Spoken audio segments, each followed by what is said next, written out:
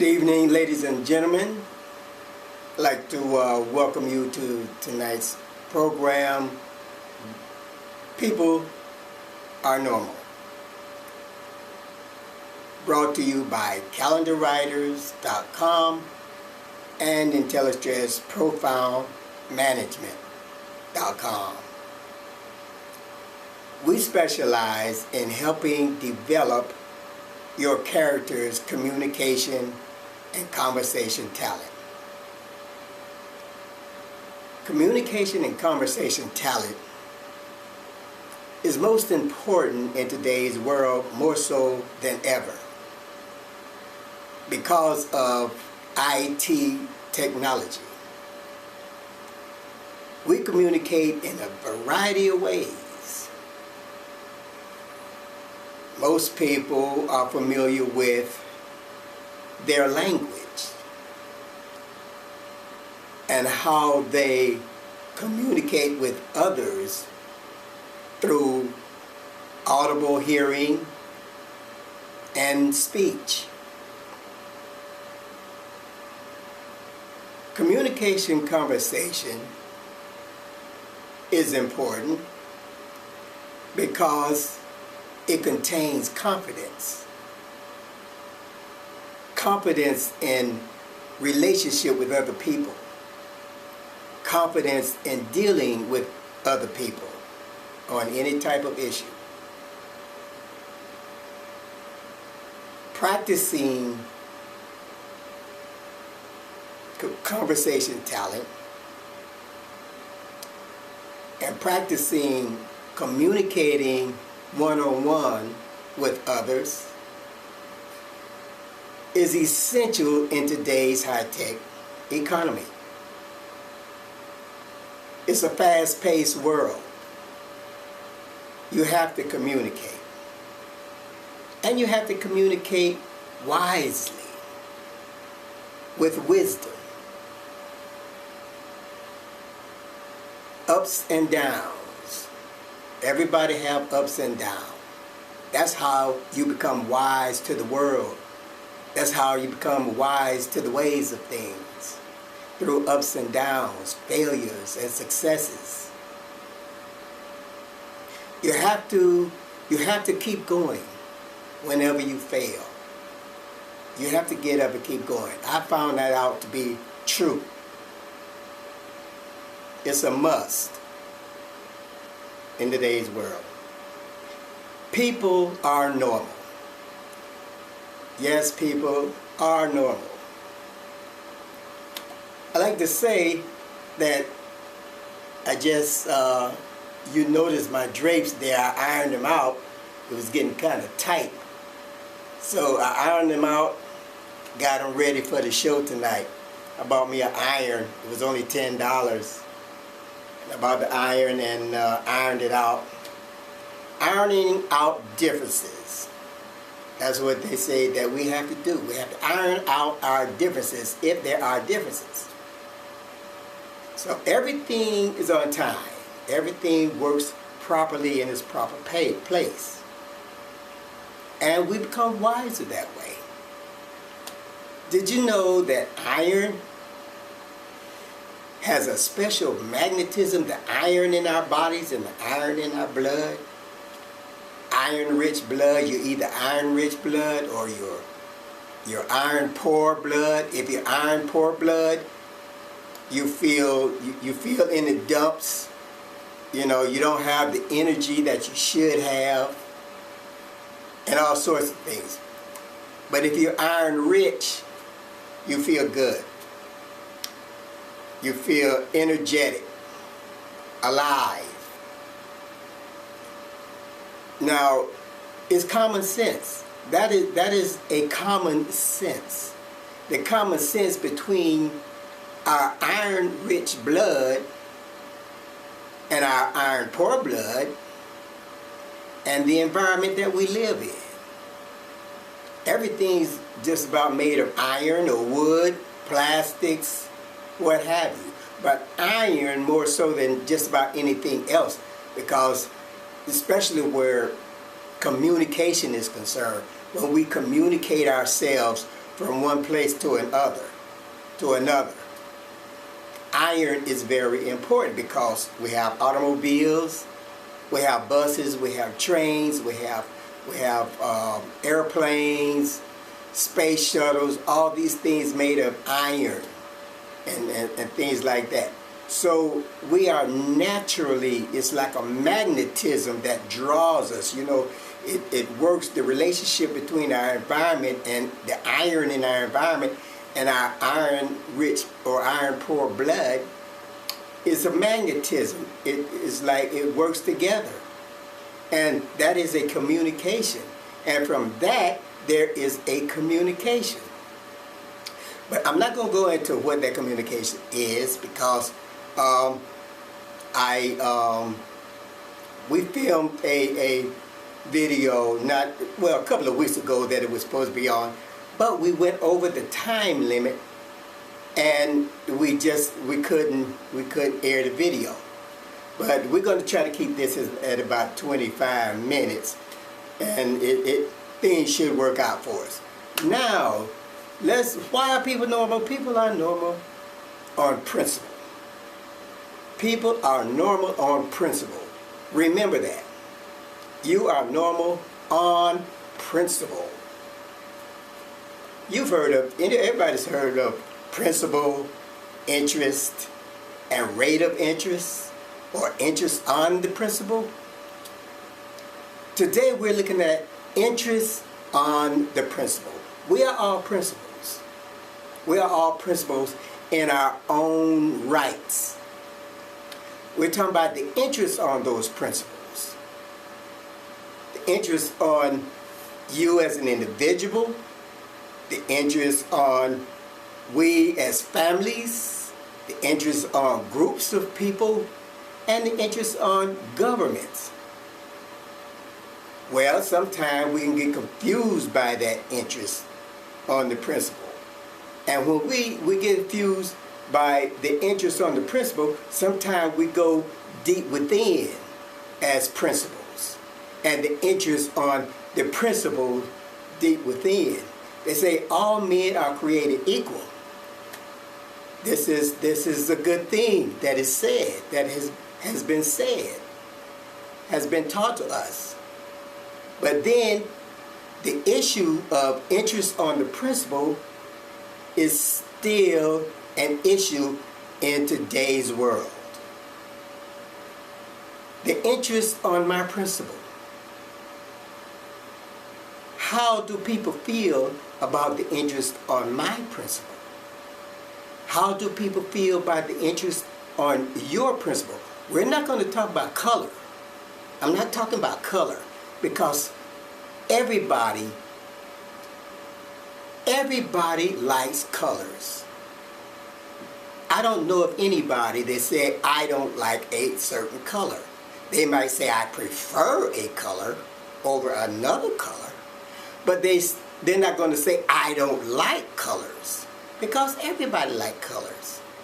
You know, but instead we are saying interest on the principle instead of saying what color you are.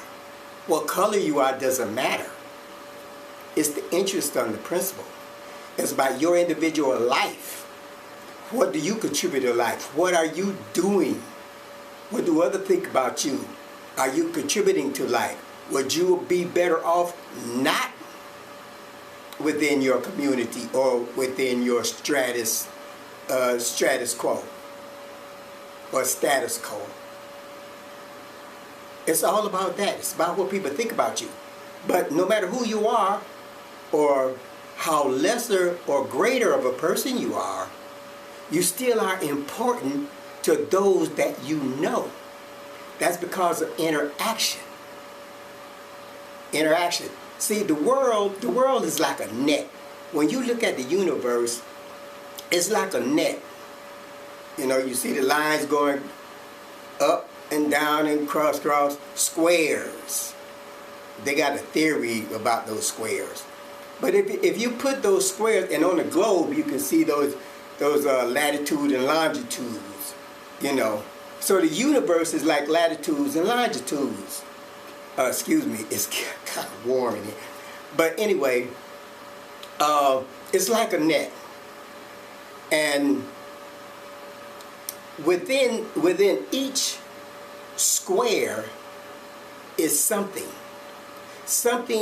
that is there, something that must be realized according to our universal science that as we know of, according to our principal life.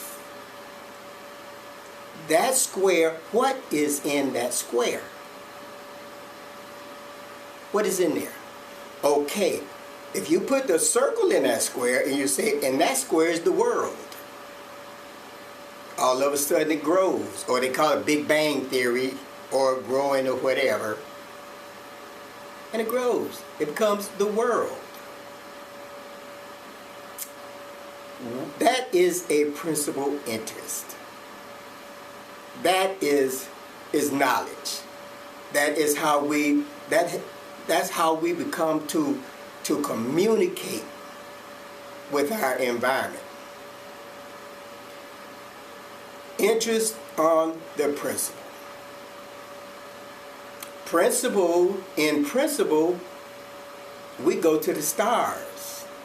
The magnetism of our iron. We go to the stars. That's the principal interest. Now the rate on that interest is, what are we doing? You know, we are, in other words, we are not liable, but we are responsible for life's education. How life educate us, and what we have, what life provides for us or present to us. We are responsible. We are responsible people. I am a responsible person. You are a responsible person. That doesn't mean that you're responsible for anything. It only means that you are a responsible person. You're supposed to be as a human being. If you learn something in school or are educated in some way or fashion, then you are responsible for that discipline. Mathematics, English, science, all these are disciplines. And what happens when you consume those disciplines, let's say you're an A student, what happens is you sort of, to a certain percentage, you become that discipline. That discipline controls your life. That discipline communicates outward to your environment. Because number one, you are employed. As I was saying, being employed. Can you remember your first job? How happy you was when you first got your first job? Now, some people have said, well, Thurman, this is 2015. It's going on 2016. And people's mindset is about the future, and they're trying to forget about the past. So I said to myself, well, what you're trying to do is not the proper way to do it, because you cannot forget about your past, because you are the past. You cannot forget about your past. You're the past. What you want to do, you want to accept the past with you as a companion. Your past is your companion because it is you. You were once upon a time. You were yesterday. Yesterday is your past. Today is going to be your past. So your mindset doesn't want to say forget about the past. You know, you want to provide for the past. And uh, you'll be a better. Excuse me, there go my. I guess you. What on earth is my phone going off? You know, it's hello, hello. Nobody never be on it. But anyway, never forget about your past. You know, and this reminds me. You know, you want to. You know, I got a habit on Facebook. I like you, my own peoples. Ain't seen them for in heavens knows when, but I'm always, I like you. I said, wait a minute, I feel like a fool. I ought to be on the phone calling them, getting on an airplane or a bus or something, a car, and going to visit and things like that. But we can talk about things like that later, why we don't do certain things. Now, talking about employed, when you're employed, there's a difference between a job or being employed. A job is like a duty. You have a duty to do, you know, just like slaves. Slaves are doing their job. It was their duty according to our environment and according to our development, our social development, and what we are today. See, it was their duty, but they weren't employed to do so. But now you hear somebody say, I employ you to do a certain thing. It's not that they're saying, oh, I'm going to give you money to do it. They're saying, I employ you to do it. They said, you might better do it. You know, but then again, they're saying at the same time, they're saying, if you do, if I say I employ you to do something, and if you do, then you're gonna, you know, some good is gonna happen to you. You know, it might not be money, might not be a salary or something, but something good will happen to you. So if I employ you to do something, and then, but if your employer employs you, then you're gonna look for wages, you're gonna look for salary, and you're gonna look for things like that.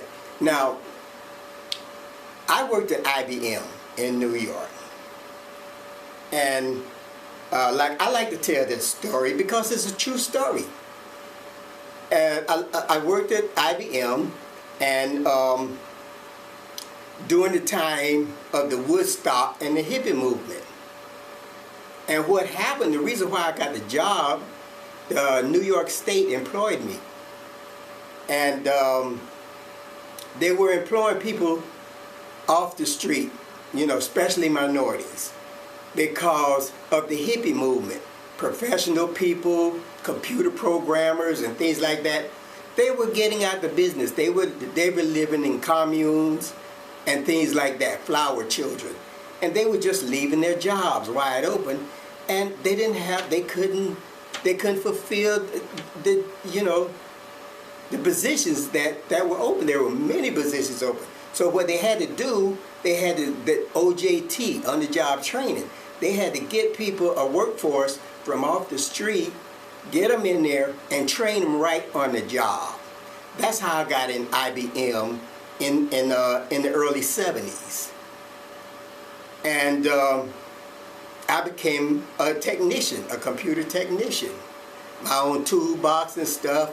And I used to take parts out of computers and repair them and stuff. They had the big, large computers. They had the big reels on them, you know. At that time, the big IBM computers. People didn't know nothing about desktop computers and things like that. It was just the big computers in industry. But at that time, I was working in it, and when most people didn't even know nothing about it. I also worked at Cube after that, and that was where I used to process tape recorders, or what they call recording heads and tape recorders. That's how you can hear the tape recorder, because of the recording head. So I used to process those. And so I did a lot of things. And as far as education, I completed the paralegal, you know, as a paralegal, and paralegal training, stuff like that. A paralegal, he's an assistant to a lawyer, things like that. I also completed at Harlem Valley State Hospital. I was on campus. I lived on campus, and I went to school there thanks to the state of New York. And I was trained as a psychiatric attendant to care for psychiatric patients.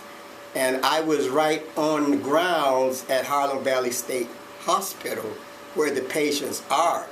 So that was like an hands-on training and stuff like that. So I did a lot of training. I've got 1 hour, 1 hour of flight training. I wanted to get my pilot's license. I finished ground school, and I got 1 hour of flight. But I didn't finish because I had, the other things come along. So I didn't finish that. And I worked at what's called Hercules Powder Plant, where they make dynamite.